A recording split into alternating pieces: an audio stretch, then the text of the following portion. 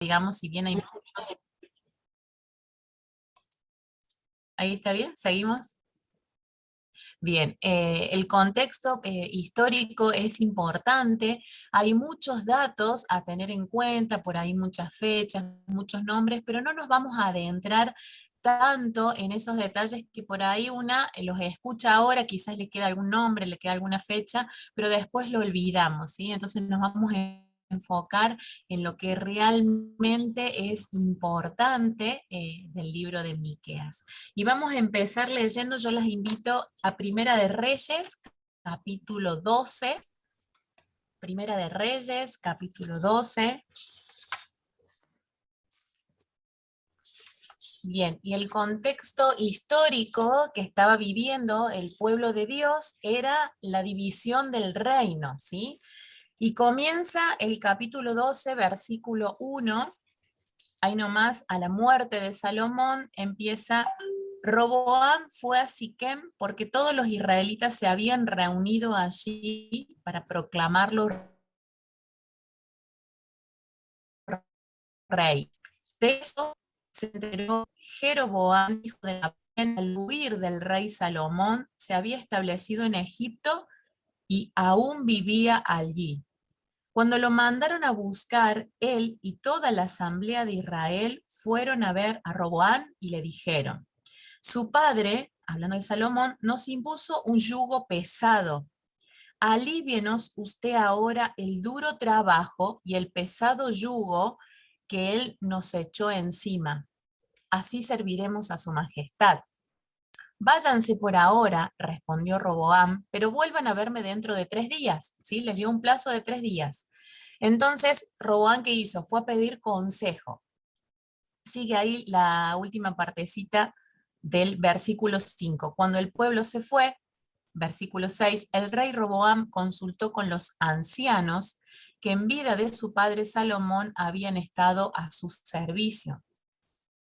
¿Qué me aconsejan ustedes que le responda a este pueblo?, preguntó Roboam a los ancianos.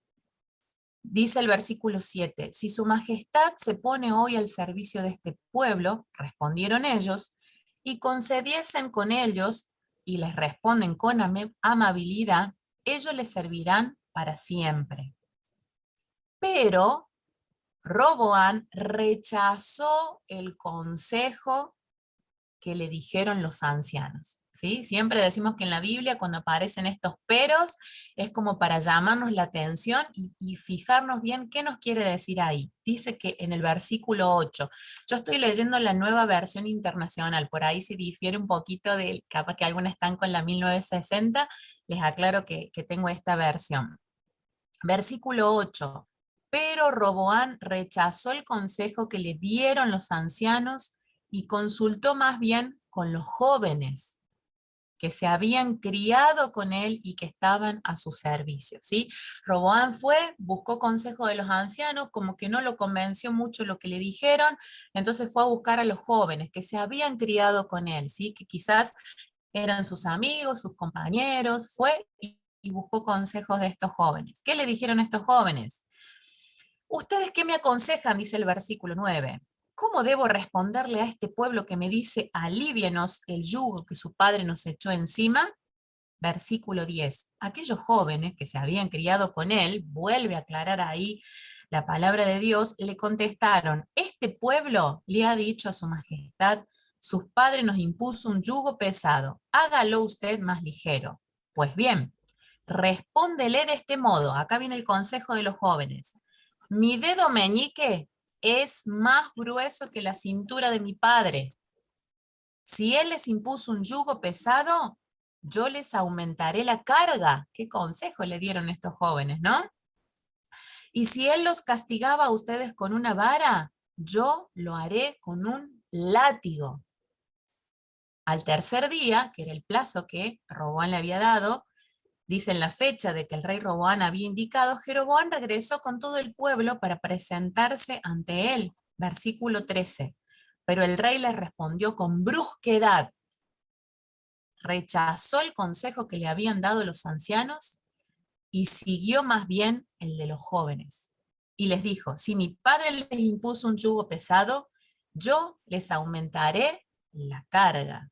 Si él los castiga a ustedes con una vara, yo los haré con un látigo. El mismo consejo, ¿no? Las palabras textuales que estos jóvenes que se habían criado con él le dieron, esas fueron las palabras que él usó. Dice que habló con brusquedad, ¿sí? Con rudeza, de una manera agresiva, quizás violenta.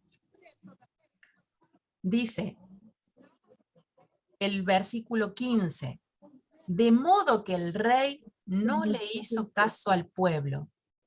Las cosas tomaron este rumbo, y este versículo yo lo subrayé bien con flúor, con un color resaltador. Las cosas tomaron este rumbo por voluntad del Señor, para que se cumpliera lo que ya él había dicho a Jeroboam, hijo de Nabat, por medio de Ahías, el silonita.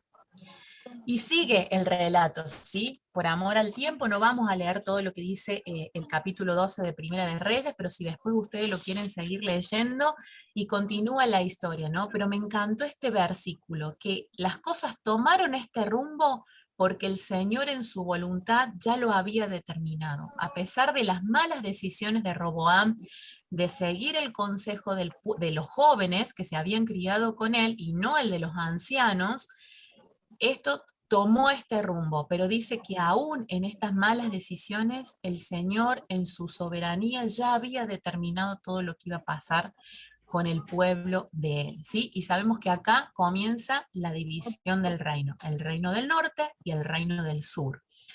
Y yo tengo un cuadrito que pegué en Word que me pareció muy interesante como para ordenarnos un poquito, y me pareció súper práctico, porque por ahí una lee y empieza a pensar, uy, este era el rey del norte, era el rey del sur, en qué parte estaba, en qué año. Y bueno, a mí me gusta mucho como, no, no soy tan estructurada, pero me gusta lo visual y poder ordenarme para poder entender un poco mejor. Yo voy a ver si lo podemos compartir. Espero que se pueda ver bien.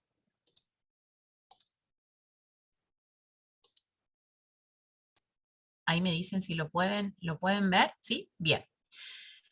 Acá, bueno, empezaba el cuadrito mío que yo pegué en Word, hablando acerca de los líderes que tuvo Israel, hablaba de Moisés, de Josué, de los jueces, de Saúl, de David y de Salomón, ¿sí? Cuando viene a Salomón, ahí viene la división. Muere él, y lo que leímos recién es que el reino, espero que lo puedan ver ahí, el reino se divide. Reino del norte Israel, reino del sur Judá.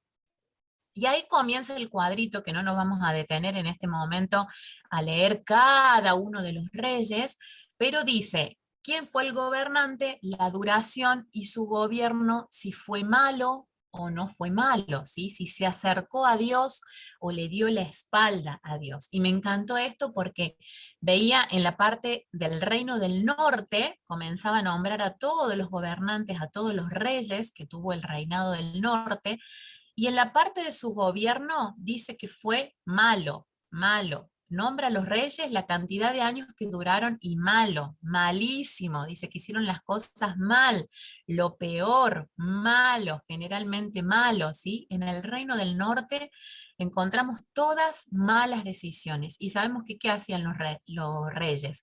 Ponían altares a los diferentes dioses que tenían y desviaban al pueblo del verdadero Dios, ¿sí?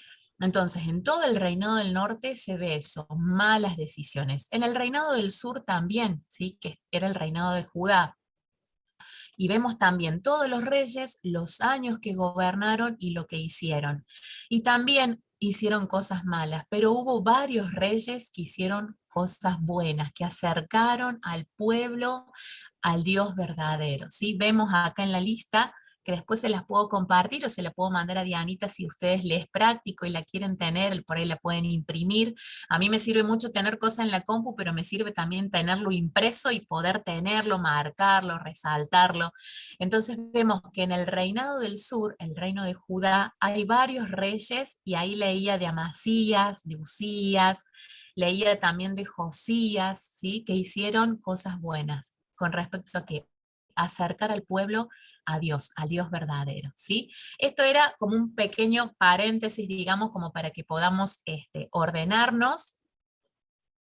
Y vamos a ir a nuestro libro, ¿sí? El libro de Miqueas. Era importante hacer como este paréntesis histórico, digamos, como para ubicarnos un poquito de qué vamos a hablar con respecto a la profecía de Miqueas, ¿sí? Bueno, Miqueas procedía de un pueblo llamado Moreset, que estaba a unos 40 kilómetros, ¿sí? Al suroeste de Jerusalén. Era un pueblo chico, un pueblito chico. Se dice que Miqueas más bien era campesino, ¿sí? Que era de ese pueblo, y fue contemporáneo a Isaías, ¿sí? Dice que mientras Miqueas profetizaba y hablaba al pueblo, aconsejaba al pueblo, dice que Isaías lo hacía en la corte, ¿sí? Entonces Miqueas, Isaías fueron contemporáneos, vivieron en la misma época. Bien, dice que fue el último profeta de Dios para el reino del norte, ¿sí? Él, y Miqueas, quiero aclarar esto, que él iba a los dos reinos, él predicaba y profetizaba en los dos reinados, ¿sí? Porque había por ahí profetas que se dedicaban a profetizar a un solo reinado, pero dice que él estaba en los dos. Fue el único, bueno, dijimos que comisionado para profetizar en los dos reinados. Y su libro está lleno de profecías, ¿sí? Leyendo el libro de Miqueas, si bien no es muy extenso, es cortito, de corta lectura, de fácil lectura. Sabemos que Miqueas tiene solamente 7 capítulos y no son muy extensos. Su libro está lleno de profecías. Bien, vamos a avanzar un poquito más. Vamos a entrar en una de sus profecías y era la caída de Samaria. Y yo las invito que abran en el libro de Miqueas, vamos a leer en el capítulo 1, versículos 6 y 7. ¿Sí? Miqueas, capítulo 1, versos 6 y 7. Y acá viene una de sus profecías, habla de la caída de Samaria. Versículo 6 dice, haré pues de Samaria montones de ruinas y tierra para plantar viñas y derramaré sus piedras por el valle y descubriré sus cimientos. Versículo 7, y todas sus estatuas serán despedazadas y todos sus dones serán quemados en fuego y asolaré todos sus ídolos, porque de dones de ramera las juntó y a dones de ramera volverán. ¿Sí? Entonces, su primera profecía fue la caída de Samaria, y lo vemos ahí en el versículo 6 y el versículo 7. La segunda profecía que él da es acerca de la invasión de Judá por los asirios, ¿sí? Miqueas, ahí mismo en el capítulo 1, vamos a ir desde el versículo 9 al versículo 16. Primero entonces, la primera profecía, la caída de Samaria; la segunda, la invasión de Judá por los asirios. Vamos a leer capítulo 1, verso 9 al 16. Dice, porque su llaga es dolorosa y llegó hasta Judá y llegó hasta la puerta de mi pueblo, hasta Jerusalén. No lo digáis en Gat, ni lloréis mucho, revuélcate en polvo de Betel Afra.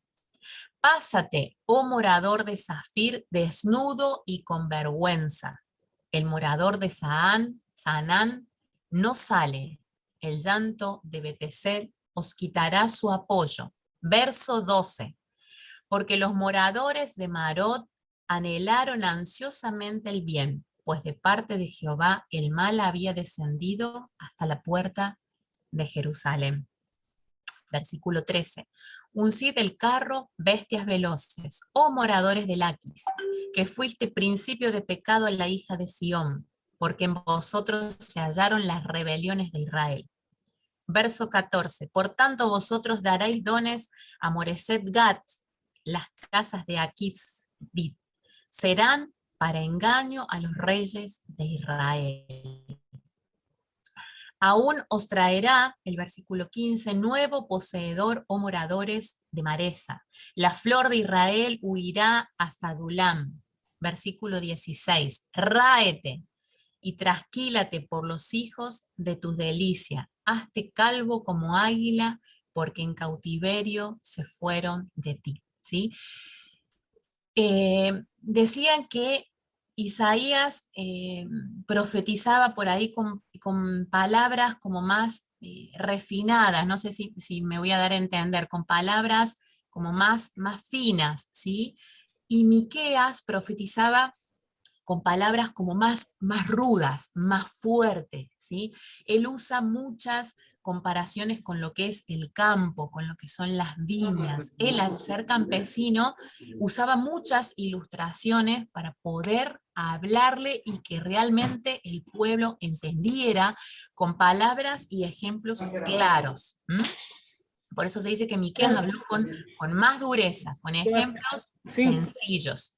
Sí, no sé si está todo bien. Sí. Bien, entonces, primera profecía dijimos la caída de Samaria, la segunda la invasión de Judá por los asirios. Vamos a la tercera, la caída de Jerusalén y la destrucción del templo, ¿sí? Su tercera profecía central de su libro. Vamos a leer en Miqueas 3, ¿sí? Capítulo 3, verso 12.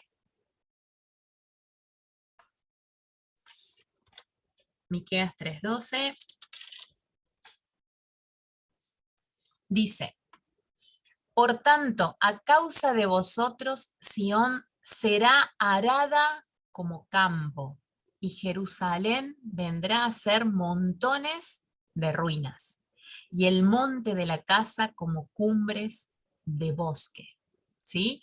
Les decía recién que él usaba muchos ejemplos del campo, y acá está diciendo que Sión va a ser como una tierra arada, como un campo arado. Y vamos a buscar el capítulo 7, verso 13.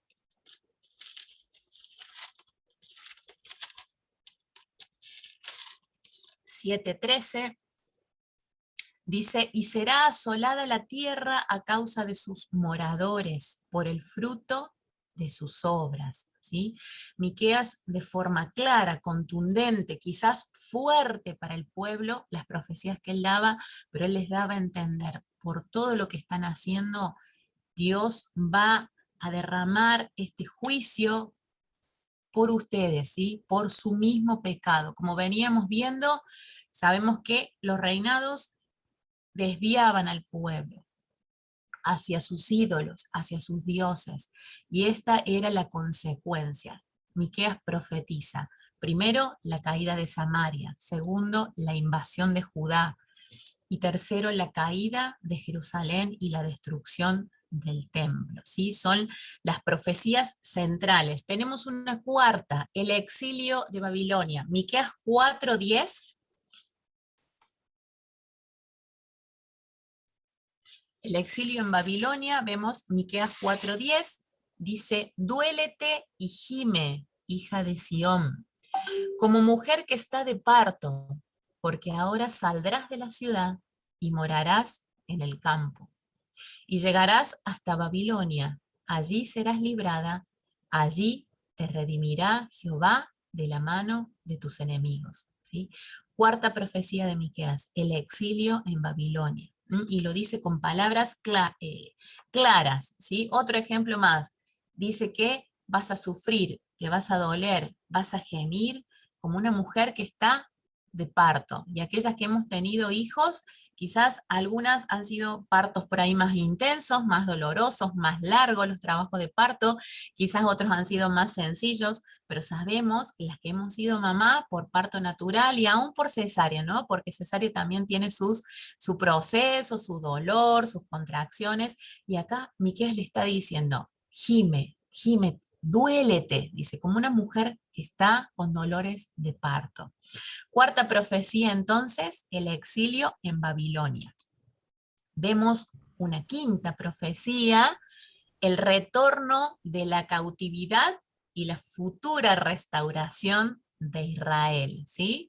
Esta es como más alentadora, es más esperanzadora esta profecía que iba a dar. Y la vemos en Miqueas 4, verso 1 al 8, ¿sí? Nos posicionamos entonces en el capítulo 4 de Miqueas. Vamos a leer del verso 1 al 8. Dice, acontecerá en los postreros tiempos que el monte de la casa de Jehová será establecido por cabecera de montes y más alto que los collados, y correrán a él los pueblos.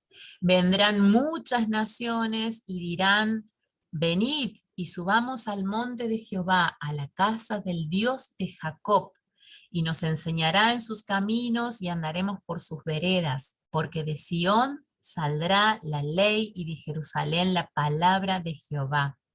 Versículo 3, y él juzgará entre muchos pueblos y corregirá naciones poderosas hasta muy lejos. Y martillarán sus espadas para sadones y sus lanzas para hoces. No alzará espada nación contra nación, ni se ensayarán más para la guerra. Y se sentará cada uno debajo de su vid y debajo de su higuera, y no habrá quien los amedrente, porque la boca de Jehová de los ejércitos lo ha hablado. Versículo 5. Aunque todos los pueblos anden cada uno en nombre de su Dios, nosotros con todo andaremos en el nombre de Jehová, nuestro Dios, eternamente y para siempre. Termina diciendo el verso 5, Israel será redimido del cautiverio. Verso 6, en aquel día, dice Jehová, juntaré la que cojea y recogeré la descarriada, y a la que afligí, y pondré a la coja como remanente, y a la descarriada como nación robusta, y Jehová reinará sobre ellos en el monte de Sión, desde ahora y para siempre. Y tú, oh torre del rebaño, fortaleza de la hija de Sión, hasta ti vendrá el señorío primero, el reino de la hija de Jerusalén, ¿sí? El retorno de la cautividad y la futura restauración de Israel. Esta profecía es una de las más hermosas que tiene y de las más esperanzadoras, ¿no? Y seguimos, profecía número 6. Esta creo que me quedo con esta profecía, con la más preciosa profecía que aconteció, ¿sí? Ahí en Judá de Belén. Profecía número 6, el nacimiento del Señor Jesucristo en Belén. La profecía, digamos, central de este libro de Miqueas, la profecía más preciosa que se cumplió y que nosotras podemos disfrutar, podemos gozar de saber que un día ahí en Belén, ¿sí?, nació Jesús, nuestro Cristo, nuestro Salvador. Y esa profecía se cumplió a la perfección, ¿sí?, al pie de la letra, toda palabra, punto y coma se cumplió ahí con el nacimiento de nuestro Señor Jesucristo en el tiempo que Dios tenía determinado y pactado.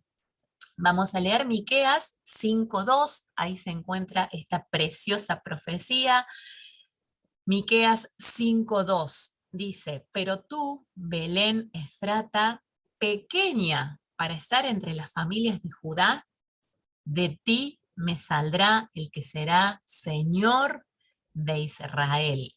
Y sus salidas son desde el principio, desde los días de la eternidad. Qué preciosa profecía. Yo digo, qué fácil es encontrar a Jesús en el libro de Miqueas, porque por ahí hay otros profetas menores, quizás que hay que ver a dónde podemos encontrar a Jesús, pero acá lo vemos claramente. Miqueas profetiza el nacimiento del Señor Jesucristo, ¿no? Creo que es la profecía central, más allá de todo el juicio que Dios iba a traer sobre su pueblo, de todo el castigo, de la promesa de la restauración, viene esta profecía central, el nacimiento de nuestro Señor Jesucristo, la profecía central del libro de Miqueas. Vamos a avanzar un poquito más, profecía número 7, el futuro reinado de la cautividad y la futura restauración de Israel. Vamos a leer en Miqueas 2, ¿sí? Miqueas 2, 12 y 13. Miqueas 2, 12 y 13. Dice, de cierto te juntaré todo, oh Jacob, recogeré ciertamente el resto de Israel, lo reuniré como ovejas de Bosra. como rebaño en medio de su aprisco. Harán estruendo por la multitud de hombres. Verso 13. Subirá el que abre caminos delante de ellos, abrirán caminos y pasarán la puerta y saldrán por ella, y su rey pasará delante de ellos y a la cabeza de ellos Jehová. ¿Sí? Hermosa la profecía de la futura restauración, esperanzadora, ¿sí? Preciosa profecía. Entonces ahí vimos, digamos, a manera generalizada, 7 profecías centrales del libro de Miqueas, ¿sí? Pero yo me quedo con esa preferida del nacimiento del Señor Jesucristo. Y Miqueas hace 3 miradas, ¿sí? El libro de Miqueas, él como profeta, como hombre de Dios, hace 3 miradas. Una mirada hacia el exterior, ¿sí? Una mirada al pueblo, de ver cómo el pueblo estaba actuando, de ver lo que iba a pasar con el pueblo por consecuencia de su pecado. Dios ya lo había determinado en su voluntad. Miqueas hace entonces esa mirada exterior, hace una mirada a su interior, a su propio corazón, a ver qué siente él, qué le pasa mientras él va profetizando. Yo pensaba mientras estudiaba, estos hombres de Dios les ha tocado dar mensajes tan fuertes, quizás alguno ni escuchado por el pueblo, rechazado, y los profetas sufrían en su interior, en su corazón, porque eran palabras muy fuertes que Dios les revelaba a ellos, les mostraba para comunicar al pueblo. Y eran hombres, ¿sí? De carne y hueso, se sufrían, dolía su corazón por lo que tenían que comunicar y por ver la condición en que el pueblo de Dios se encontraba. Entonces Miqueas hace una mirada exterior al pueblo, hace una mirada a su interior, a su corazón, y hace una mirada hacia el cielo, hace una mirada hacia Dios. Y vamos a ver rápidamente estas 3 miradas. Ya vimos las profecías, las 7 profecías centrales, y ahora vamos a hacer 3 miradas que Miqueas tiene. En estas miradas, él da algunos sermones. Y vamos a leer en Miqueas capítulo 1, del verso 1 al 5. Miqueas 1, del 1 al 5. Bueno, el 1 no lo vamos a leer porque es la presentación de Miqueas, que ya contamos de dónde venía. Vamos a empezar a leer del versículo 2. Dice: escuchen pueblos, todos presten atención la tierra y todo lo que hay en ella, desde su santo templo, el Señor omnipotente será testigo en contra de ustedes. Miren, ya sale el Señor de su morada, ya baja y se encamina hacia las cumbres de la tierra. A su paso se derriten las montañas como la cera junto al fuego. Se parten en 2 los valles, como partidos por el agua de un torrente. Versículo 5. Y todo esto por la transgresión de Jacob, por los pecados del pueblo de Israel. ¿Acaso no representa Samaria la transgresión de Jacob? ¿Y no es acaso en Jerusalén donde están los santuarios paganos de Judá? Termina el versículo 5. Entonces acá vemos que Dios respondería con juicio a causa de los pecados de Jerusalén y de Samaria. Samaria sería completamente destruida, y esto sucedió en la invasión a Siria. El enemigo llegaría hasta las puertas de Jerusalén, y Dios leía ahí que le dio 115 años más de gracia antes de que los babilónicos pudieran destruir y avanzar contra su pueblo, ¿sí? Entonces Miqueas hace esta mirada hacia el exterior, hacia el pueblo, ¿sí? ¿Qué pasaba en el pueblo? ¿Qué era lo que iba a acontecer? ¿Sí? Y dice Miqueas en el capítulo 2, del verso 1 al 13, que no lo vamos a leer por amor al tiempo, después les animo a ustedes, que si lo quieren hacer, lo pueden leer. Yo de todos modos armé un PowerPoint, si después Dianita lo quiere, también se los puedo facilitar para que sigan profundizando, ¿sí? Porque por amor al tiempo debemos avanzar. Entonces, la mirada exterior que hace Miqueas al pueblo, en el capítulo 2, del verso 1 al 13, Dios condena a aquellos que piensan mal durante la noche y en la mañana lo llevan a cabo, ¿sí? Los mismos líderes que habían en el pueblo estaban maquinando, ¿sí? quizás con ganancias deshonestas, engañando al pueblo, mintiéndoles, desviándolos a dioses paganos. Eso es lo que estaban haciendo estos líderes. Dios promete que les pagará mal con mal para estos líderes que estaban procediendo de esta forma. Israel rechaza a los verdaderos profetas diciéndoles que Dios no hará tales cosas. En Miqueas 2:6, el pueblo, Dios no va a hacer eso, no va a pasar nada, ¿sí? No creían en el juicio de Dios. Y su castigo terminaría, dice, terminará solamente cuando el Mesías, ¿sí?, los saque del exilio, de las puertas de la ciudad, de la cautividad, para llevarlos de vuelta a casa. Esa es la restauración que hablábamos recién. Sigue Miqueas haciendo esta mirada exterior al pueblo, y vemos en el capítulo 3 que Dios reprende especialmente a los líderes de Israel, como decíamos recién, ¿no? Se suponía que ellos discernían lo bueno de lo malo y guiarían al pueblo, pero dice que eran los peores pecadores, los que tenían que ser los referentes, los que tenían que conducirse de una manera recta, eran los que peor se conducían en el pueblo. Sus falsos mensajes dados solamente para agradar a la gente, ¿sí?, los llevaría a la destrucción del pueblo. Miqueas sigue haciendo esta mirada exterior de lo que estaba pasando alrededor. Miqueas era el único de los profetas que en aquel tiempo dice la palabra de Dios que él estaba lleno de poder del Espíritu de Jehová y de juicio y de fuerza para denunciar a Jacob su rebelión y a Israel su pecado, ¿sí?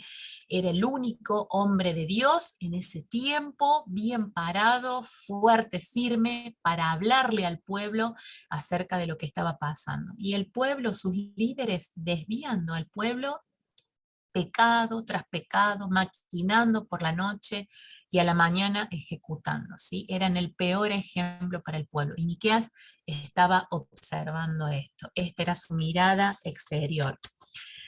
Miqueas hace una mirada a su interior ahora. Ahora llega el momento de analizar su corazón, ver qué pasaba en su corazón. Y como dijimos, eran profetas, pero eran hombres de carne y hueso. Llenos del poder de Dios, seguro que sí. Llenos de fortaleza del Señor, seguro que sí. Pero su corazón humano también se dolía, ¿sí? Hace una mirada entonces hacia su propio corazón y vamos a leer Miqueas 7, del 1 al 6. Este sí lo vamos a leer. Miqueas capítulo 7, verso 1 al 6. Dice: pobre de mí, dice Miqueas, ¿sí? Él se lamenta, él está sufriendo. Dice: no llegué a tiempo para la cosecha de verano, ni para los rebuscos de la vendimia. No tengo un solo racimo para comer, ni un higo tierno por el que me muero. Acordémonos que él siempre hace esta relación con el campo, con los viñedos, ¿sí?, expresando lo que él sentía.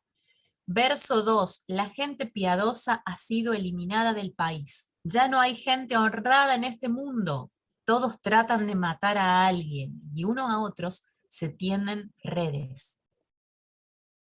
Versículo 3, nadie les gana en cuanto a hacer lo malo. Funcionarios y jueces exigen soborno. Los magnates no hacen más que pedir y todos complacen su codicia. Verso 4. El mejor de ellos es más enmarañado que una zarza, el más recto, más torcido que un espino. Él sigue pensando en esto del campo, comparando estos líderes con relación al campo. Dice: pero ya viene el día de su confusión, ya se acerca el día de su castigo, anunciado por los centinelas. Verso 5. No creas en tu prójimo, ni confíes en tus amigos. Cuídate de lo que hablas con la que duerme en tus brazos. Verso 6. El hijo ultraja al padre. La hija se rebela contra la madre, la nuera contra la suegra, y los enemigos de cada cual están en su propia casa. Verso 7, ¿sí? Vamos a leerlo también, aunque no estaba ahí, vamos a leerlo. Dice: pero yo he puesto mi esperanza en el Señor. Yo espero en el Dios de mi salvación. Mi Dios me escuchará, ¿sí? Miqueas hace esta reflexión perdón, a su interior. ¿Qué es lo que le estaba pasando? Él estaba dolido, estaba afligido, estaba sufriendo por lo que veía en su pueblo. Y hace esta reflexión: veo todo mal, pero yo voy a confiar, voy a seguir poniendo mi esperanza, con mi esperanza firme, confiado en el Señor, ¿sí? Esa es la reflexión y el análisis que él hace en su corazón. Y hace una mirada hacia Dios, dijimos, hace una mirada al exterior, al pueblo, ve lo que estaba pasando en el pueblo, se duele. Él en su interior dice: me duele, estoy mal, estoy triste, pero voy a seguir confiando. Mi esperanza va a estar firme en el Señor, ¿sí? Y esa mirada hacia Dios que él hace, la encontramos en Miqueas, versículos 7 al 20, ¿sí? Voy a leer nada más el versículo 7 al 9. El 7 que leímos recién: pero yo he puesto mi esperanza en el Señor, yo espero en el Dios de mi salvación, mi Dios me escuchará. Verso 8: enemiga mía, no te alegres de mi mal, caí, pero he de levantarme. Vivo en tinieblas, pero el Señor es mi luz. He pecado contra el Señor, así que soportaré su furia hasta que Él juzgue mi causa y me haga justicia. Entonces me sacará a la luz y gozaré de su salvación. Esos son los dos versículos que quería, bueno, tres en realidad que quería leer. Su decisión por Dios. Miqueas estaba decidido, firme. Sé que vendrá castigo, pero confío en que el Señor también va a cumplir esta restauración que está prometiendo. Y su descripción de Dios. Él describe a Dios en el capítulo 7, versículo 18 al 20, y también les invito a que lo podamos leer. Versículo 18 dice, comienza preguntando: ¿qué Dios hay como tú, que perdone la maldad y pase por alto el delito del remanente de su pueblo? No siempre estarás airado, porque tu mayor placer es amar. Vuelve a compadecerte de nosotros. Pon tu pie sobre nuestras maldades y arroja al fuego del mar, al fondo del mar, todos nuestros pecados. 20, versículo 20. Muestra tu fidelidad a Jacob y tu lealtad a Abraham, como desde los tiempos antiguos se lo juraste a nuestros antepasados. Él hace esta descripción de Dios. Dios va a ejecutar su juicio, pero su placer, su mayor deseo es amar, es perdonar, ¿sí? Nuestros pecados, Señor, échalos al fondo del mar, no te acuerdes más de ellos, ten compasión. Y resalta estas cualidades de Dios, ¿sí? De este Dios que, si bien juzga el pecado, pero es un Dios amoroso, es un Dios misericordioso y un Dios que se va a compadecer y va a dar otra oportunidad siempre y cuando haya un verdadero arrepentimiento, ¿sí? Y esto es lo que destaca Miqueas acerca de cómo describe él a Dios: un Dios amoroso, un Dios que juzga, sí, un Dios que va a juzgar el pecado de su pueblo, pero un Dios que ama, que da oportunidad, que es compasivo, que es misericordioso, ¿sí? Entonces, estas son las tres miradas que hace Miqueas al pueblo, viendo lo que estaba pasando, viendo todo lo que los líderes estaban haciendo, quizás al frente de todos, ¿sí? Por ahí el pueblo está tan enceguecido que no piensa, no se da cuenta de lo que está pasando. En su pecado estaban enceguecidos. Él hace esta mirada exterior, hace una mirada interior. Estoy dolido, Señor, me duele lo que está pasando, me duele ver a tu pueblo así, pero yo voy a seguir con mi esperanza y con mi fe firme en el Señor, porque sé que su palabra se va a cumplir. Y hace esta mirada hermosa al cielo, ¿no? Como que eleva los ojos al cielo y dice: Señor, yo sé que eres un Dios que va a juzgar, pero eres un Dios que ama, ¿sí? Eres un Dios que da oportunidades, que eres compasivo, que eres misericordioso, ¿no? Me encantó esa partecita del versículo 18, que termina diciendo el versículo 18. Miqueas 7:18, la partecita final: no siempre estarás airado. porque tu mayor placer es amar. No siempre vas a estar enojado, Señor, porque tu mayor placer es amarnos, ¿sí? Entonces, viendo las 7 profecías, así como una pinceleteada nomás, como una pasadita, vimos también estas miradas que Miqueas tiene al exterior, al interior y hacia arriba. Y ahora en esta parte final, para ya ir cerrando, nos vamos a detener en la profecía que yo dije que para mí era la más preciosa, ¿sí? Y es la profecía más profunda que anunció Miqueas, que fue el nacimiento de nuestro Señor Jesucristo. Y eso lo vimos cumplido y lo vimos relatado en Mateo 2. Así que les invito, vamos al Nuevo Testamento, vamos a Mateo.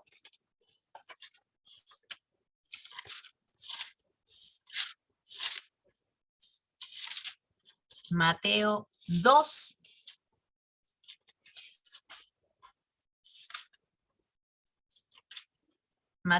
Vamos a leer Mateo, libro de Mateo, capítulo 2, versos 5 y 6. Dice, en Belén de Judea le respondieron, porque esto es lo que ha escrito el profeta. ¿Sí? Y acá está hablando del profeta Miqueas, si bien no lo nombra, pero está hablando de él.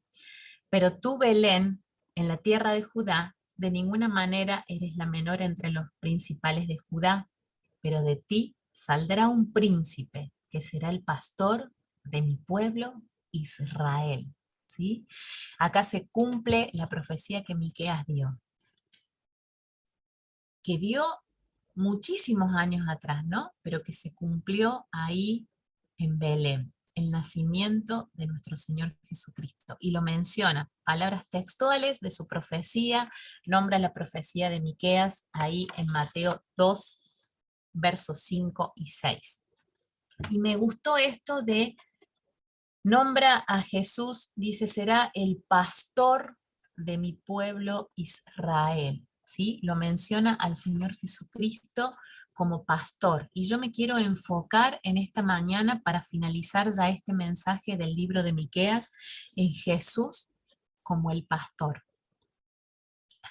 Y quiero que leamos en Juan 10, ahí nomás, en el Nuevo Testamento, damos vuelta a algunas páginas, Juan 10,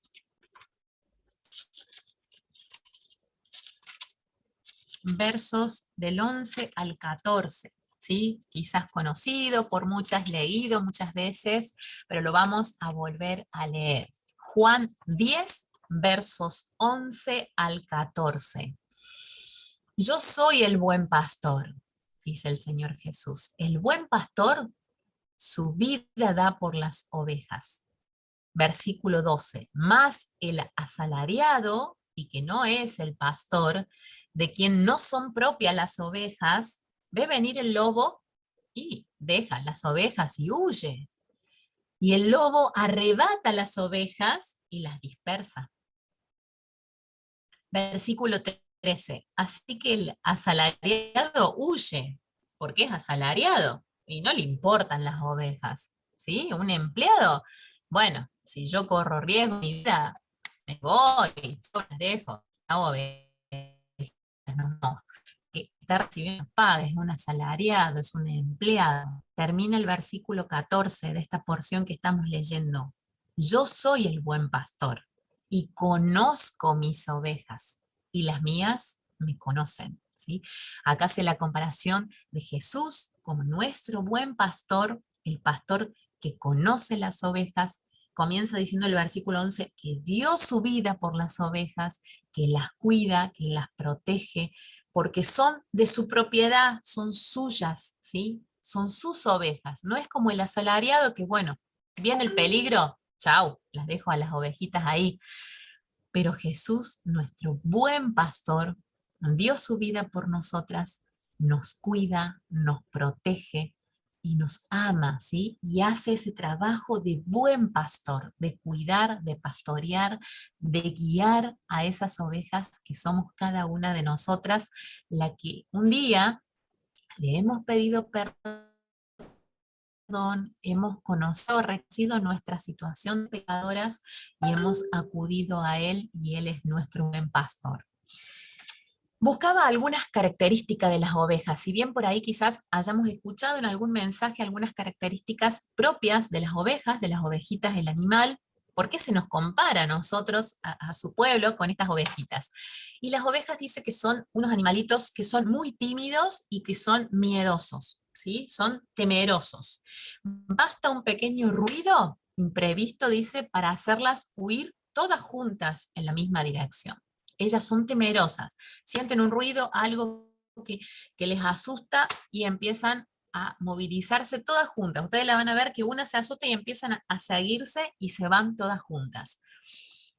La visión de la oveja no es muy buena, ¿sí? Ellas tienen como una visión que no les permite ver para los costados, entonces no tienen una visión muy buena. Lo que sí cuentan con un excelente sentido auditivo. Tienen muy buena audición, por eso el mínimo ruido, ellas están alertas, se asustan y huyen. Entonces, no tienen buena visión, sí tienen buena audición. Las ovejas son animalitos que se habitúan a casi cualquier tipo de terreno y ambiente. Donde uno las lleva a las ovejitas, ellas se adecúan al ambiente, al territorio, al tipo de suelo y aprenden a vivir ahí, ¿sí? Se ambientan rápidamente. Y son felices, me encantó esto porque busqué en páginas que hablan de las ovejas, ¿sí? Pero que no tienen nada de la vida. Son estudios realmente hechos en estos animalitos. Y dice que ellos son felices, las ovejitas están felices cuando viven juntas, pastando al aire libre en un mismo lugar. Entonces dirán, bueno, ¿qué tendrá que ver? Pero tiene que ver porque ya lo vamos a ver a continuación. Pensando que las ovejas son asustadizas, yo pensaba cuánto necesitamos del Señor para que Él guíe nuestras vidas en todo momento, ¿sí? Y más en los tiempos que vivimos, que escuchamos de tantas corrientes, de tantos rumores. Si uno prende las noticias, termina atemorizada, asustada, pero mira cómo va la economía, qué va a pasar con esto, y ahora otro virus nuevo, y qué va a pasar de vuelta, que se activa de vuelta la alerta COVID. Entonces uno se empieza a turbar, se empieza a asustar, se empieza a llenar de temor. ¿Cuánto nos hace falta en este tiempo que como las ovejitas asustadizas que huyen necesitan de ese pastor, de ese buen pastor que las guíe? ¿Cuánto necesitamos nosotras, hermanas amadas, que el Señor sea ese buen pastor que nos guíe, que podamos acudir a Él ante quizás un temor, ¿sí? Señor, me asusta esto, me pasa esto y no sé qué hacer? Acudir a Él como buen pastor, porque Él nos va a guiar y nos va a llevar a tomar decisiones sabias en medio de este mundo tan confuso, ¿sí? Y tan perdido. Entonces necesitamos de esa guía para que Él nos vaya llevando y su compañía permanente. Decíamos que la oveja no tiene buena visión, ¿sí? Ven solamente para adelante, no tienen esa visión para los costados. Pero la audición era buena, entonces nosotras, comparándonos con las ovejitas, necesitamos seguir de cerca y oír la voz del buen pastor, para que Él nos guíe. ¿Cómo vamos a oír la voz del buen pastor? Leyendo su palabra, acercándonos a la fuente, a lo que Él nos dejó. Entonces, agudizar nuestro oído, hacerlo más sensible a la voz de Dios, a la voz del Señor Jesucristo como nuestro buen pastor. Así como las ovejas, muchas veces nosotras tenemos esta visión, ¿no? Bien encuadrada así. Empezamos a escuchar noticias, corrientes, comentarios, y es como que nuestra visión está ahí. Y el Señor nos llama, no, yo te voy a guiar. Busca escuchar mi voz por medio de mi palabra y yo te voy a guiar, voy a ser tu buen pastor. En Juan 10, 27 y 28, ahí cerquita de donde dejamos recién, dice, mis ovejas oyen mi voz, yo las conozco y ellas me siguen. Versículo 28, yo les doy vida eterna y nunca, nunca perecerán, ni nadie las podrá arrebatar de la mano, ¿sí? La palabra de Dios cuando dice nunca, cuando dice siempre, es así. Y acá dice que nunca vamos a perecer y que vamos a estar siempre en sus manos, seguras, protegidas, ¿sí? Como esas ovejitas con su buen pastor. Y termino diciendo, a las ovejas les agrada vivir y habitar juntas, ¿sí? Decíamos que estar juntas, pastar al aire libre, pero juntas, ¿sí? Cerquita una de la otra. Si uno ve las manaditas de las ovejas, están siempre como acobachaditas, como una pegadita al lado de la otra y van juntas para todos lados. Se sienten confortadas, se sienten seguras, se sienten más tranquilas y dicen que están felices, ¿sí? Y así nosotras debemos buscar ese calorcito del pueblo de Dios, buscar juntarme con las hermanas, compartir, estar en comunión, ¿sí? Congregarme. Ahora, bueno, no sé cómo será en su país, pero que sea abierto el poder congregarse, estar juntos en la iglesia, estar juntos, dice la palabra de Dios, y lo anoté en Salmo 133:1. Mirá cuán bueno y cuán delicioso es habitar los hermanos juntos en armonía, ¿sí? La palabra de Dios nos anima, nos alienta a esa comunión íntima con el pueblo de Dios, para que esa brasita que somos cada uno de nosotros no sea separada del fuego y se enfríe, sino que esté con el pueblo de Dios, abrigadita, segura, tranquila ahí. No para quedarnos en la comodidad ni en el confort de estar brazos cruzados, todas juntas, reunirnos a tomar un café y charlar de nuestras cosas. No, al contrario, estar juntas para crecer, para incentivarnos a amar más al Señor, así como hacen los sábados que se reúnen tan tempranito en este desayuno de mujeres, ¿no? Incentivarnos a conocer más a Jesús, descubrir qué Él nos quiere enseñar, compartirlo con otra hermana, poder habitar juntas en comunión y en armonía, pero para poder crecer y poder expandirnos a otras mujeres compartiendo su palabra. Y termino diciendo algunas preguntas prácticas o reflexiones para nuestra vida. ¿Estamos siguiendo de cerca a este buen pastor que es Jesús, a nuestro buen pastor? ¿Estamos siguiéndolo cerquita o estamos medio apartándonos del rebaño, de la manadita de ovejas y me voy alejando? Estoy escuchando su voz, estoy oyéndole para saber qué me quiere aconsejar, qué me quiere decir o por qué caminos me quiere llevar. Nuestro oído, ¿estamos escuchando más las corrientes del mundo o lo que Dios me quiere enseñar, lo que Jesús me ha dejado en su palabra para aprender? ¿Estamos buscando la compañía de hermanas que realmente edifiquen mi vida, que me ayuden a crecer y yo también ser de bendición a esa hermana? Porque a veces queremos recibir, recibir, recibir, y yo qué estoy dando, estoy siendo de bendición a la otra hermana. Anhelo, deseo congregarme, juntarme, estar con la otra hermana, ¿sí? Que nos vayamos con estas preguntas, viendo en el libro de Miqueas 7 profecías profundas, impactantes, profecías fuertes, ¿sí? Contra el pueblo de Dios. Esta profecía hermosa que vimos cumplida, el nacimiento del Señor Jesucristo. Estas miradas que hace Miqueas hacia el exterior, hacia el pueblo, lamentándose por todo lo que estaba viviendo, la mirada interior, ¿cómo estoy, Señor? Sí, estoy sufriendo, el pueblo va a ser castigado, pero yo estoy firme, mi esperanza está en ti.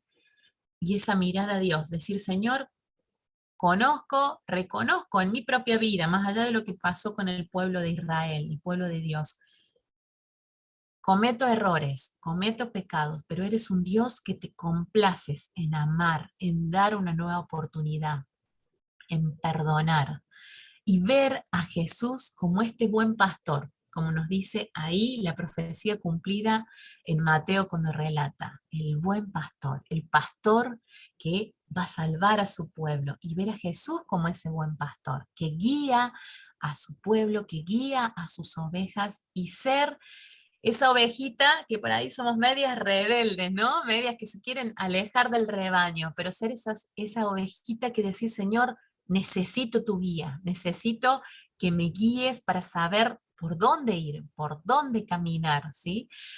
Y les comparto algo práctico de lo que estamos viviendo nosotros como iglesia. Yo me congrego en una iglesia a 20 kilómetros de Córdoba capital. en una localidad que se llama Colonia Tirolesa.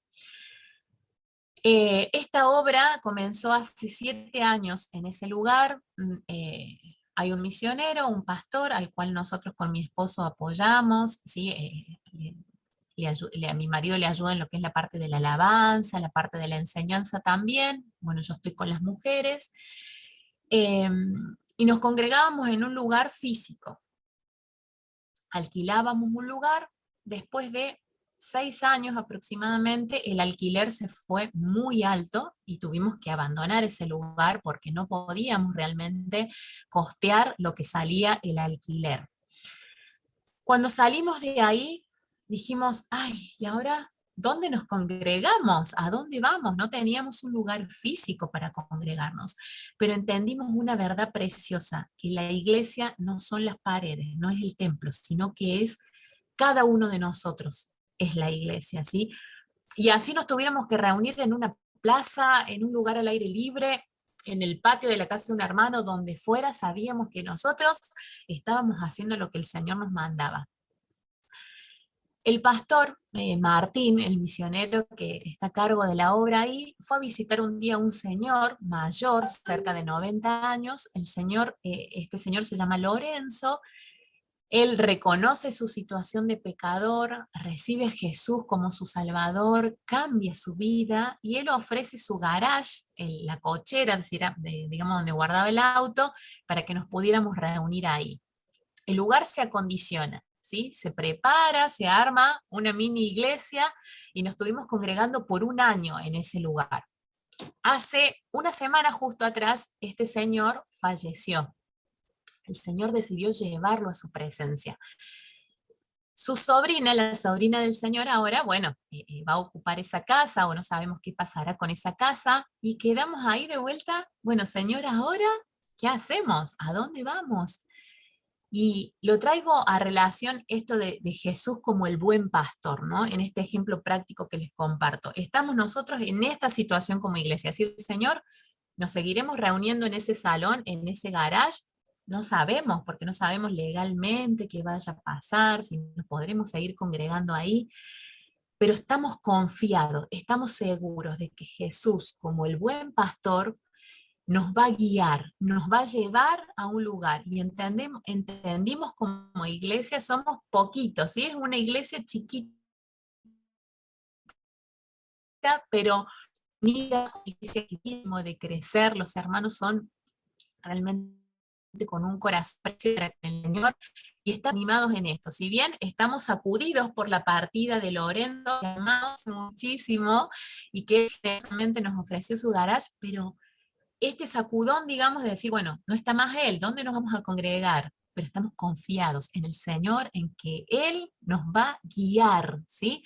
¿Dónde nos congregaremos? No sabemos, pero sabemos que cada uno de nosotros somos la iglesia y que juntos, aunque sea reunidos debajo de un árbol, el Señor como buen pastor nos va a seguir guiando, ¿sí? Y eso nos alienta y también nos impulsa, ¿sí? Porque nuestra fe se acrecienta y decir, bueno, vamos por más, hay que seguir confiando y seguir adelante.